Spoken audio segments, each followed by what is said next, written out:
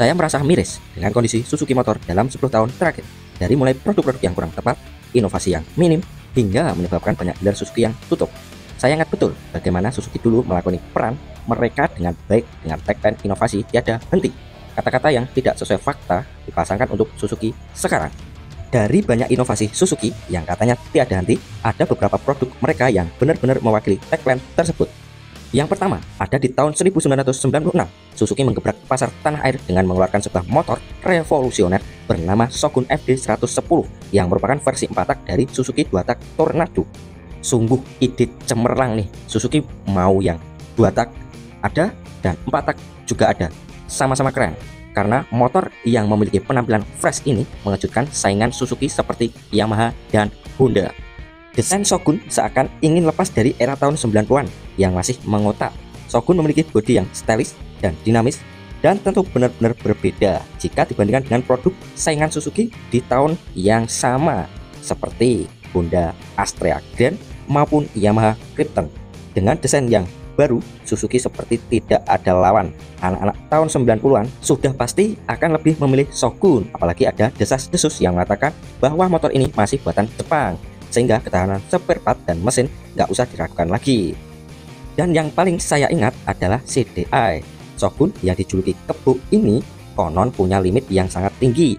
Secara garis besar, CDI berfungsi sebagai alat untuk menjaga durabilitas mesin agar mesin tidak bekerja terlalu keras di putaran tinggi. Namun karena mesin yang kuat, jadi limiternya di set jauh ketimbang motor banyakan yang berada di kisaran 8.000 hingga 9.000 rpm. Bahkan nih ya, banyak orang yang bilang CDI ini bahkan tanpa limiter. Hal ini membuat Shogun memiliki nafas yang sangat panjang.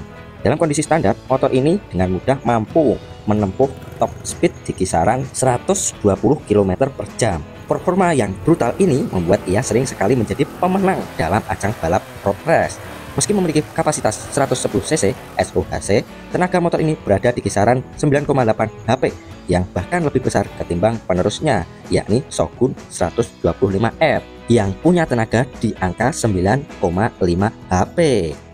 Nah, untuk melawan Suzuki, akhirnya secara serentak Honda dan Yamaha mengeluarkan produk terbaru mereka, yaitu Supra dan Vega. Meski secara performa Honda dan Yamaha sudah pasti kalah karena mereka cuma memiliki kapasitas mesin 100 cc.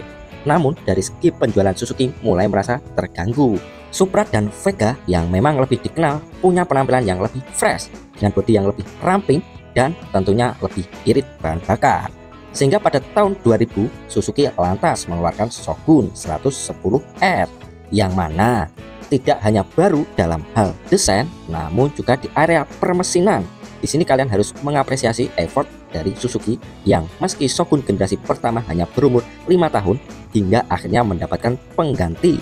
Namun Suzuki benar-benar serius dalam membuat motor terbarunya. Meski di satu sisi perubahan mesin ini juga termasuk durabilitas mesin yang tidak lebih baik ketimbang generasi sebelumnya dan CDI yang tidak lagi tanpa limiter, namun dengan mesin baru motor jadi memiliki efisiensi yang lebih baik serta lebih kuat menanjak. Gara-gara motor ini, Yamaha sampai-sampai merilis Jupiter pada tahun 2000. Juga tanpa ada angin dan hujan, Suzuki Indonesia mengimpor sebuah motor sport 150cc, yang dimana di Indonesia belum ada nih motor 4-tak yang punya desain seperti ini. Warga Indonesia masih bayangkan dengan desain motor cruiser seperti GL Max atau Tiger 2000. Suzuki FXR 150 lahir dengan penampilan yang benar-benar jauh di atas pesaingnya, dengan hal fairing sporty, stang jepit arm model banana, dan di tahun segitu motor ini sudah pakai speedometer digital. Terlalu dini mungkin ya untuk warga Indonesia. Berkapasitas cc 150 dan mempunyai RPM tinggi, berpendingin udara, dan oil cooler saja alias tanpa radiator. Jelas ini bukan mesin yang sembarangan. Bobotnya pun termasuk ringan, cuma 118 kg. Dengan mesin yang powerful plus bobot yang ringan membuat FXR 150 dengan mudah bisa digeber hingga kecepatan 140 km per jam. Cuma memang masuknya motor ini hanya berselang 2 tahun setelah krisis moneter di tahun 1998. Masyarakat belum siap dengan harga yang hanya ditawarkan di 21 jutaan atau lebih mahal 1 jutaan ketimbang Honda Tiger. yang mempunyai kapasitas 200 cc. Meski punya performa dan teknologi yang jauh lebih superior di antara motor dengan rentan harga 1 jutaan, karena status CPU-nya dan jumlah yang terbatas, jadi sangat jarang saya melihat motor ini di pasaran. Cuma kalau ngomongin teknologi dan penampilan, Suzuki di era ini masih tergolong waras, bahkan terlalu maju untuk jamnya. Nah, satu lagi nih motor Suzuki yang menurut saya sangat niat. Ia adalah Suzuki Shogun SP125, generasi pertama atau seri FD. Jika kalian tahu soal Shogun 125R dan 125 SP, itu nggak cuma beda kopling manual dan otomatis saja loh. Terlepas secara penampilan, memang Shogun SP terlihat lebih sporty dengan velg racing cakram depan belakang. Dengan cakram depan yang memiliki ukuran lebih besar, sok belakang dengan warna yang eye-catching, bahkan knalpot pun lebih ngebas, mirip Satria Fu. Oh iya, hal yang mungkin tidak kita sadari seperti bel belakang yang lebih simple dan lekukan sayap dari atas hingga bawah milik Shogun SP itu beda loh dari varian 125R. Apalagi satu hal yang membuat saya mikir Suzuki kala itu sedang dalam kondisi waras. Kalau bikin motor, sistem transmisi dari kedua motor ini Shogun 125R punya rotasi transmisi layaknya motor bebek. Untuk menambah gigi kita hanya perlu menekan maju saja. Dan untuk di Shogun 125 SP itu punya rotasi transmisi seperti motor sport, di mana gigi 1 ke depan dan gigi 2 sampai 4 itu ke belakang. Gimana nggak nih tuh Suzuki bikin motor dengan basic mesin yang sama dengan Shogun 125R? Seharusnya Suzuki nggak perlu se-effort itu.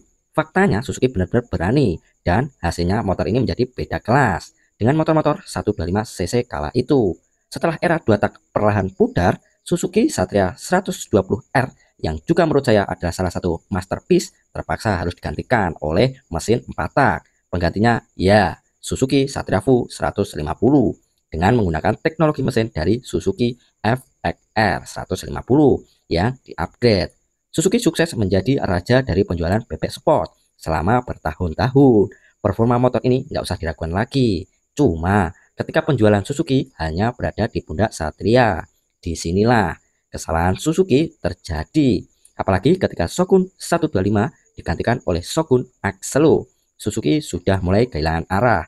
Nama besar Shogun malah tidak ditonjolkan. Aneh ya. Selain itu, menurut saya penampilan Axelo adalah sebuah downgrade dari Suzuki Shogun SP125 FLR. Tampangnya semakin enggak jelas dan bodi 3D yang merepotkan karena nggak bisa nyantolin barang belanja. Apalagi para mekanik bakal kerepotan, harus buka banyak baut kalau cuma untuk servis karburator aja. Penjualan bebek Suzuki langsung hancur lebur. Suzuki Thunder 125 pun yang awalnya laris manis juga harus tumbang karena minimnya inovasi di motor ini. Saat pertama launching, oke lah sebagai motor pertama konsumen yang berpindah dari bebek ke sport dengan harga yang sedikit lebih mahal ketimbang bebek, meski dengan kapasitas 125 cc itu masih dimaklumi. Cuma lama-lama orang pasti mikir, nih ngapain motor lagi cuma 125 cc, jangankan lawan Mega Pro sama bebek aja pasti kewalahan. Meski memang motor ini didesain bukan untuk kebut-kebutan, tapi tahu sendirilah ya, orang Indonesia itu suka yang kencang-kencang. Ditambah motor ini kualitasnya nggak sebagus motor Suzuki lainnya. Ada yang tahu kenapa? Suzuki juga sering salah melahirkan motor. Seketika Suzuki tidak punya motor untuk dijual masuk ke pasar Matic. Itu berarti melawan Honda dan Yamaha yang sulit untuk dilawan. Matic Suzuki seperti mati sebelum berjuang. Padahal bisa dibilang kualitas motor Matic Suzuki itu masih di atas kompetitor. Tapi kembali lagi, Suzuki sudah kehilangan arah dalam mendesain motor yang menarik. Nah, suatu ketika ada isu Suzuki akan mengeluarkan GSX-R 150. Saya berharap banyak pada motor ini. Meski performa motor ini juara, tapi tampangnya bukan selera semua orang. Coba aja Suzuki bikin motor ini pakai tampang dari GSX-R 1000 yang dikecilin. Yakin deh, pasti bakal laris manis di pasaran. Di versi naked pun Suzuki berkesan seenaknya aja jual GXS 150. Ini mah motor yang dilepas doang fairingnya diganti, mending tampangnya keren. Lah, lampu depannya kok kayak gini? Belum lagi posisi penumpangnya tinggi banget.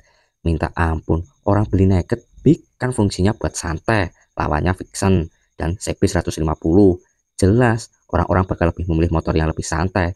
Meski pada akhirnya Suzuki mengeluarkan Bandit 150, tapi selain datanya sudah seperti polisi India karena part-partnya comotan sana sini, ini kurang terasa original dan sepi peminat.